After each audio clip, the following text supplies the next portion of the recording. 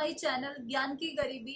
आज हम बात करने वाले हैं कैटाबॉलिज्म ऑफ हीम के बारे में, जो कि अमीनो एसिड मेटाबॉलिज्म में यूनिट 3 बायोकेमिस्ट्री का टॉपिक है।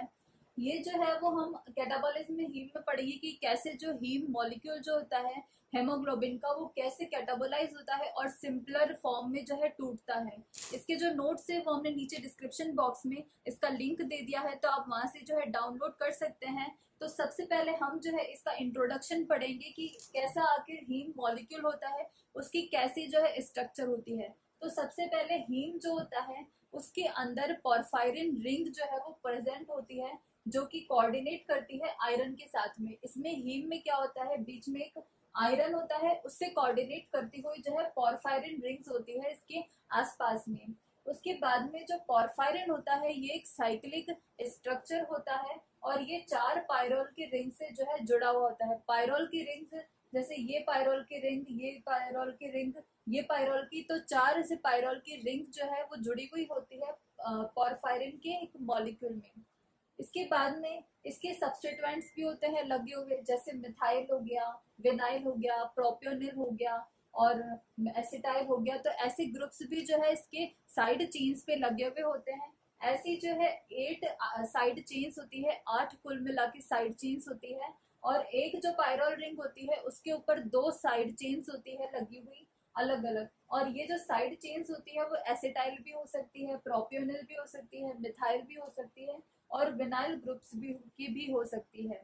तो ये जो होता है वो हीम मॉलिक्यूल होता है हमारा बेसिकली। इसमें जो है ये 4 पायरोल की रिंग्स होती है और ये पूरा एक साइक्लिक स्ट्रक्चर होता है। और चारों जो पायरोल की रिंग्स होती है उसमें ब्रिजेस जो है वो 8 लगे हुए होते हैं और एक पायरोल की रिंग में 2 ब्रिजेस लगे हुए होते हैं। तो सबसे पहले हम इस पहले ब्रिज की बात करें तो यहाँ पे हम ऐसे याद कर सकते हैं इन ब्रिजेस को। जैसे सबसे पहले अगर यहाँ से हम गिनते हैं तो एम वी, फिर आता है एम वी वापस से, उसके बाद में एम पी आता है, लेकिन हम पी से जो है यहाँ पे लास्ट में शुरुआत करते हैं तो पी और एम आता है। तो हम ऐसे याद कर सकते हैं, ऐसे जैसे पहली पायरोल के रिंग्स में मिथाइल और विनाइल 2 ग्रुप्स होते हैं, ऐसे दोनों जो पायरोल रिंग्स होती है उसमें होता है अरेंजमेंट। उसके बाद में जो 3rd पायरोल रिंग होती है उसमें मिथाइल होता है और प्रोपियोनिल होता है। उसके बाद में जो 4th पायरोल रिंग होती है उसमें प्रोपियोनिल और मिथाइल ग्रुप होता है। तो ये जो पूरा स्ट्रक्चर होता है ये होता है हीम का स्ट्रक्चर। इसके अंदर आयरन का भी जो कंपाउंड होता है वो बीच में होता है और उसके चारों तरफ जो है पायरोल रिंग्स होती है। सो गाइस ये था इसका स्ट्रक्चर। अब जो है हम इसके कैटाबॉलिज्म के बारे में बात करेंगे। सो गाइस अब हम जो है हीम की कैटाबॉलिज्म की अगर प्रोसेस देखें तो उसके पहले जो पॉइंट्स आते हैं वो आते हैं, जैसे हमारे जो ब्लड होता है उसमें हेमोग्लोबिन जो है प्रेजेंट होता है।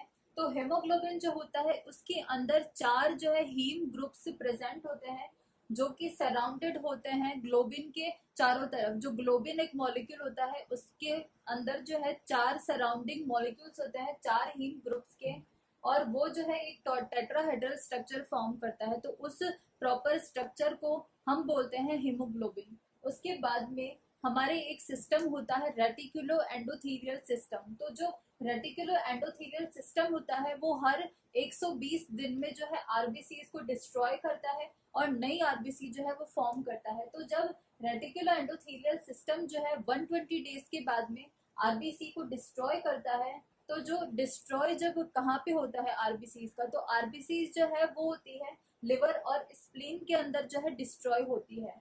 अब अगर हम यहाँ पे फ्लो चार्ट में अगर हम देखें तो जब भी कैटाबॉलिज्म आता है तो ये कैटाबॉलिज्म का जो है फ्लो चार्ट है। इसके अंदर सबसे पहले हम रेड ब्लड सेल्स जो है वो लिख देते हैं। जो हमारी आरबीसीज होती है वो हेमोग्लोबिन में जो है कन्वर्ट होती है डिस्ट्रॉय होने के बाद में। जैसे 120 डेज जो है इसको लगते हैं डिस्ट्रॉय होने में। तो जब हीमोग्लोबिन में जब वो कन्वर्ट हो जाती है तो जो हीमोग्लोबिन होता है वो फर्दर जो है कैटाबोलाइज हो जाता है हीम में और ग्लोबिन में। तो हीम जो है वो अलग हो जाता है और ग्लोबिन अलग हो जाता है।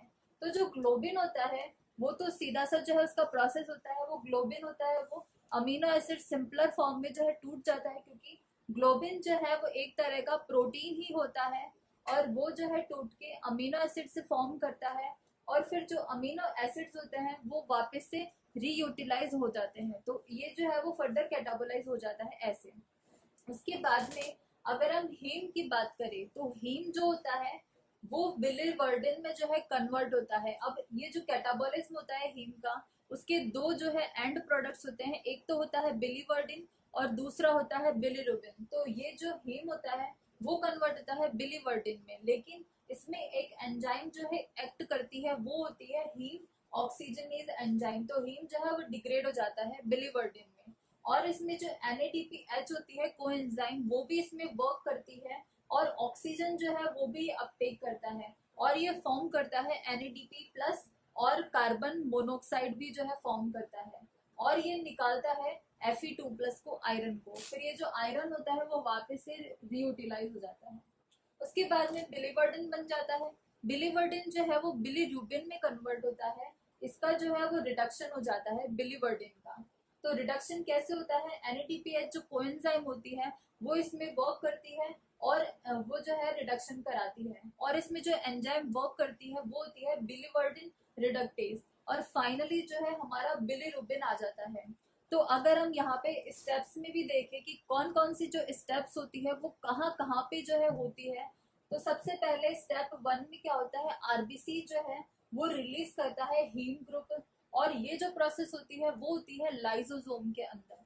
उसके बाद में अगर हम सेकेंड स्टेप की बात करें, जब हीम जो है वो बिलीवर्डिन में कन्वर्ट होता है, तो ये जो प्रोसेस होता है वो माइक्रोसोमल सिस्टम के अंदर होता है। उसके बाद में हम थर्ड स्टेप की बात करें, जब बिलीवर्डिन बिलीरुबिन में जब कन्वर्ट होता है, तो ये जो प्रोसेस होती है वो हमारे साइटोप्लाज्म के अंदर होती है। उसके बाद में अगर हम स्टेप 4 की बात करें, तो जो बिलीरुबिन जो हमारा बनता है वो ब्लड में जाता है सबसे पहले। तो जब ब्लड में जो है इसका ट्रांसपोर्टेशन होता है, उसके बाद में हम स्टेप 5 में देखते हैं जो बिलीरुबिन होता है वो ब्लड से जाता है लिवर के अंदर। तो उस प्रोसेस को हम जो है कॉन्जुगेशन बोलते हैं, जब ये जो है लिवर में जाता है, अपटेक कर लेता है। उसके बाद में जो है इसका कॉन्जुगेशन हो जाता है लिवर के अंदर। उसके बाद में हम स्टेप 7 में देखते हैं कि जो बिलीरुबिन होता है वो लिवर से जो है इंटेस्टाइन में चला जाता है। उसका मतलब फिर डीकॉन्जुगेशन हो जाता है लिवर से, और वो जाता है इंटेस्टाइन में, और फाइनली जो है एक्सक्रीट हो जाता है। तो ये था इसका प्रोसेस पूरा कैटाबॉलिज्म ऑफ हीम का। सो गाइज, इसके जो नोट्स है वो हमने नीचे डिस्क्रिप्शन बॉक्स में इसका लिंक दे दिया है, तो आप वहां से जो है डाउनलोड कर सकते हैं। And thanks for watching this video, and if you like this video please hit the like button and subscribe my channel ज्ञान की गरीबी, and hit that bell icon to get notifications for my new videos.